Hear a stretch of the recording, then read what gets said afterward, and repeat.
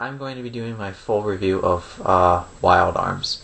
You may have had a chance to see my failed attempt at a review haiku, the little concept that I mentioned in my last video blog.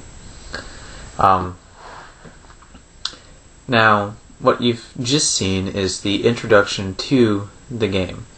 And without a doubt, I would imagine, like myself, I immediately had an impression of what the game was going to be like for me.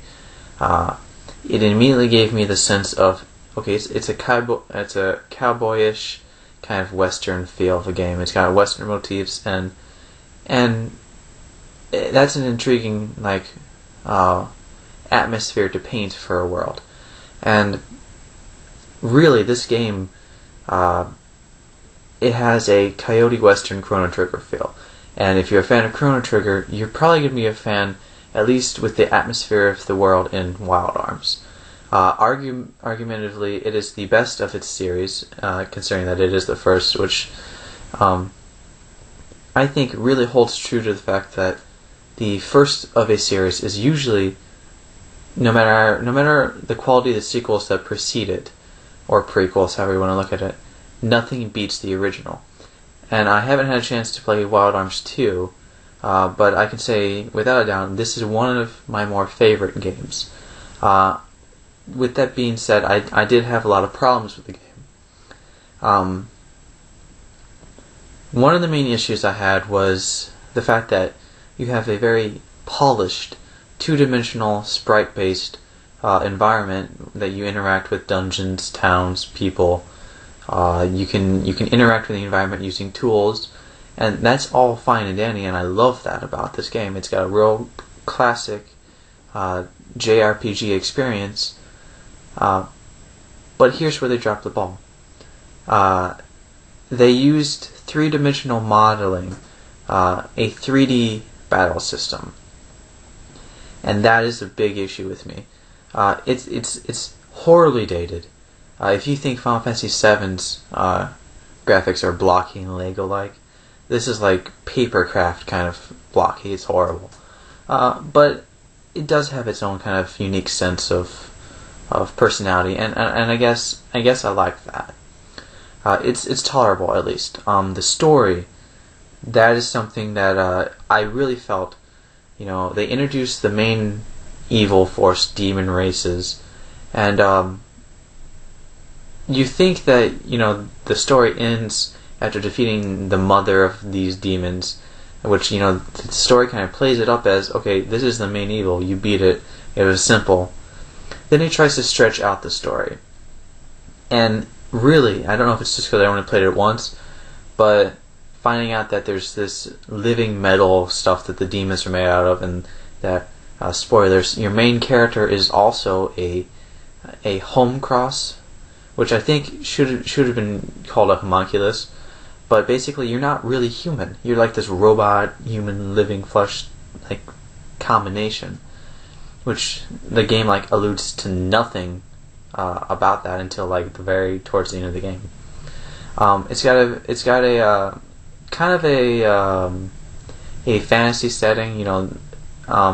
These Euls, ELWS. I'm not sure how that's pronounced, but they're kind of like the elves in this world that's known as Filgaia, which is another weird name, and they should have just called it Gaia, or the Japanese, it's actually translated from Far Gaia, and I think that would have been a much better romanization, localization, if they would have translated it as such.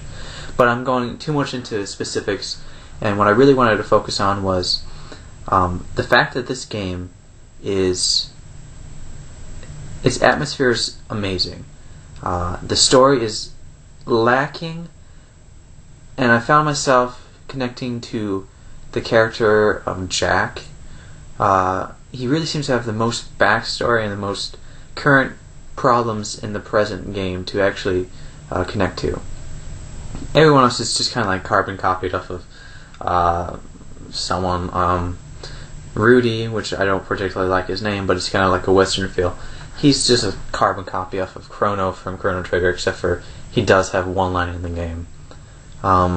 He's even got, if I remember correctly, blue hair and a little bandana. I mean, it's kind of like he's kind of a mix between Surge from Chrono Cross and Chrono from Chrono Trigger, and you put those two together and make him some robot, and there you have the main character for Wild Arms.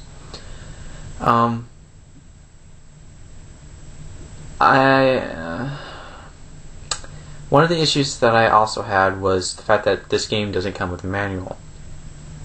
Since it is out for the PS1 Classic section of the PlayStation Store, and it's only $6, which is a steal, by the way. Without a manual, I didn't look in like a guide or an online guide or something like that, so I basically played half the game without realizing, oh, I could do this, or oh, I could use this button to make a shortcut for myself. It was very difficult to understand what items did and what they did, and what they were and what they were used for and how to use them, and it was a mess. Just the user control and the user interface is really convoluted.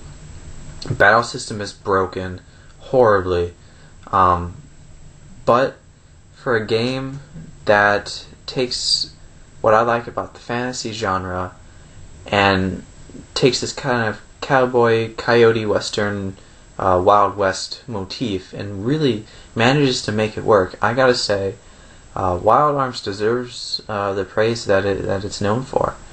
And like I said, for $6, you'd be crazy if you don't already own the game. Be sure to pick it up. It's worth every penny. You'll get about 20 hours out of this game. It's very good. So keep in mind that it is not the best story. Gameplay is kind of broken, but overall not too bad. And really, it's the atmosphere of the game that will draw you in. And without a doubt, I'm giving this game an 8.5 out of 10. And that's it for me. I suggest you buy it. It's cheap. It's a wonderful game. It's worthy of playing, at least a playthrough. So until next time, see ya.